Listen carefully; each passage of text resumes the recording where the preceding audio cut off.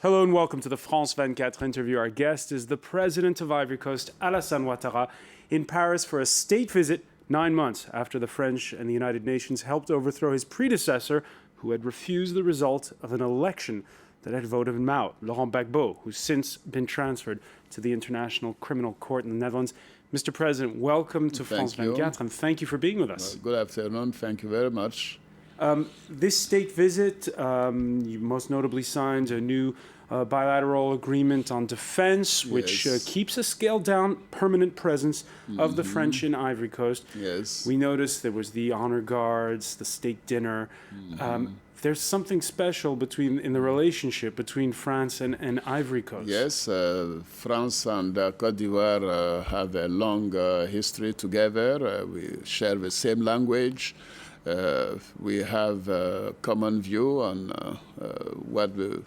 how the world should develop, about the question of human rights, of the rule of law, democracy. And the state visit is the summum of official visits. So what was done under circumstances which can be explained by that. Now, but sometimes it's a love-hate relationship. We saw that in 2004, where there was a great anti-French sentiment in Abidjan. No, I think that was orchestrated by the previous regime. You know, Côte d'Ivoire has been independent since 1960. In more than 50 years of relationship, only these 7-8 years have been difficult. So the rest of the time, the relationship has been cordial, has been, I think, very good. We have come to reaffirm that we are friends, and that the people of the two countries are friends, and that we want to continue to reinforce that friendship.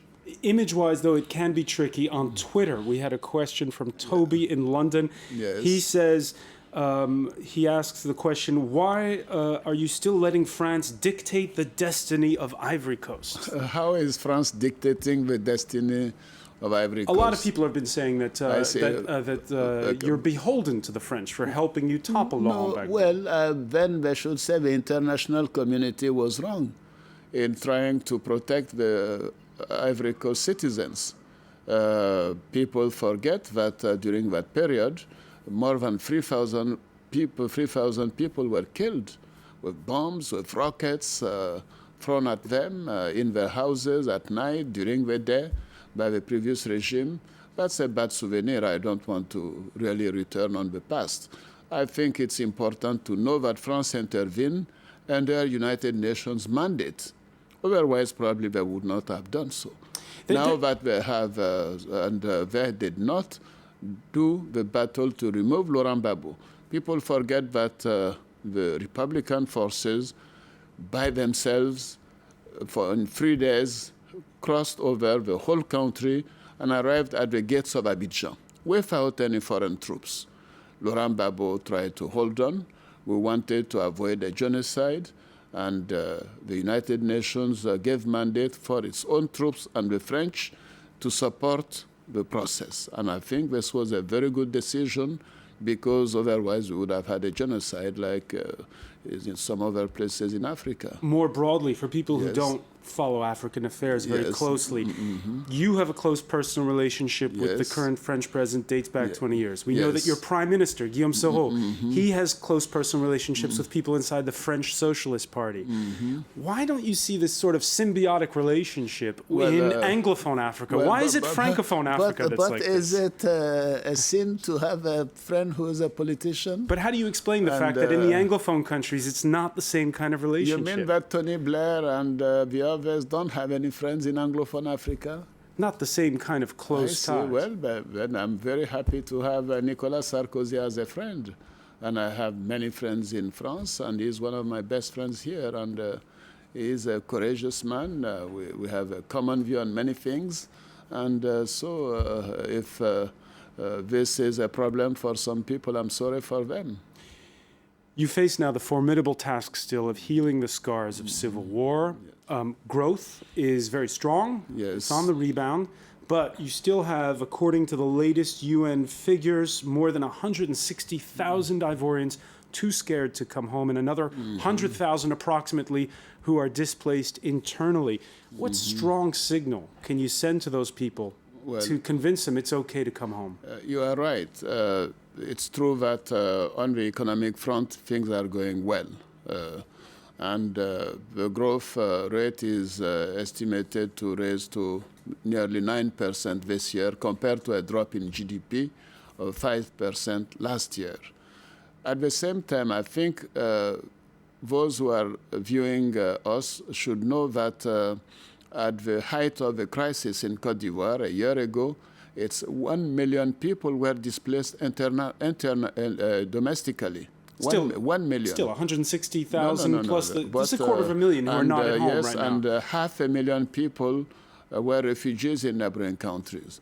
So to go from that and have today 120,000 people refugees and 100,000, according to your figures, domestically displaced, I think that's quite So an what strong achievement. signal can you send them? Well, I'm continuing to work with them in the framework of the Commission for Dialogue, Truth and Reconciliation. I believe in reconciliation. I think it's important. I believe in protecting the minorities.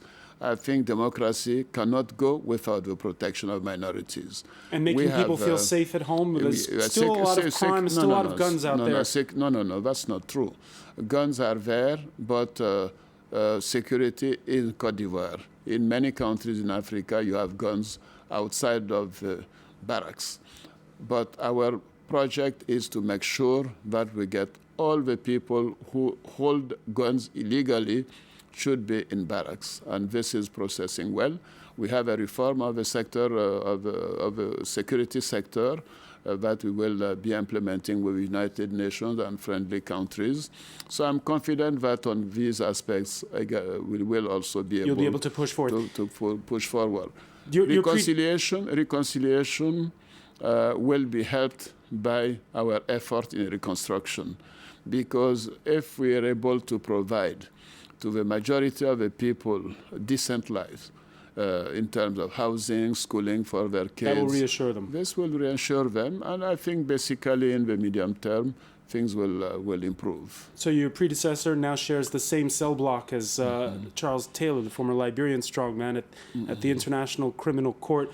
When can we expect others to join him? The ICC has said there'd be between probably 3 to 6 indictments. Yes. Will we expect most notably those responsible for the massacres in the west of the country, near the town of Dwekwe, Yes. to be sent to The Hague? Those are people who supported you. Yes. No, I think impunity is over in Côte d'Ivoire.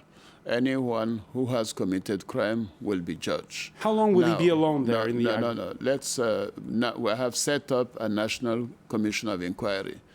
We hope that during the first quarter in February or March, they will give the results, and on the basis of their finding, the judges will get involved. Now, whether they will be judged in The Hague or in Abidjan, that's a different question. At the beginning, we did not have a judicial framework. Now we're beginning to have it. So it's possible that some people from now on could be judged in Côte d'Ivoire instead of going to The Hague. But the process will be fair. We will not try to protect anyone. I want to make that statement again. And I think people should recognize that everything I have said that I would do, I have done. And will there be high-ups on your side who may be indicted? I don't know. That depends on the national inquiry the National Commission of Inquiry. Depends on the judges, of course. We saw in Kenya the ICC careful to prosecute people from both sides. There is a political balancing act.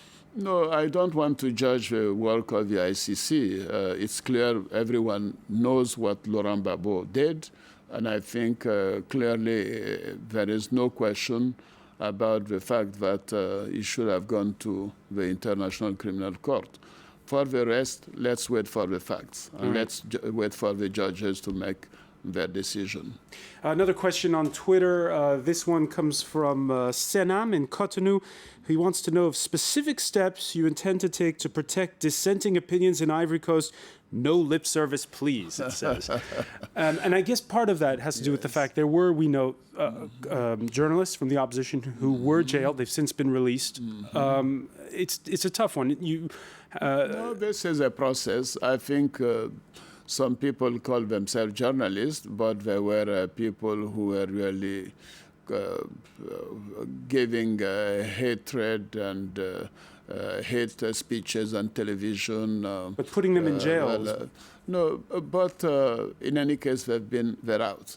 But putting them in jail is not because they're journalists. It's because the judges found that what they said contributed to the situation of murder and massacre. That's the opinion of a judge. We will not put journalists in jail.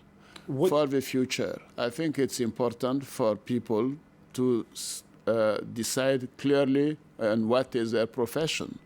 If they want to be politicians, they're politicians. If they're journalists, they're journalists. And that has not been the case in the past. All right. One final question, and it's hard to get around this one. Yes. It comes from Glody. Are you enjoying your team's performance at the Africa Cup of Nations? Oh, yes. And do you think the Elephants are going to win? No doubt. I think we're certain. We'll be in Libreville on February 12th, and we'll bring the cup back to Côte d'Ivoire, back to Abidjan. Is there a lot of pressure on those players when you make statements like that one? I think they're the best, and they've shown it so far, and they'll show it in the final. All right, Mr. President, thank you very much for being with us, and thank you for joining us here at France 24. Thank you very much for this opportunity. And thank you for being with us here for the France 24 interview.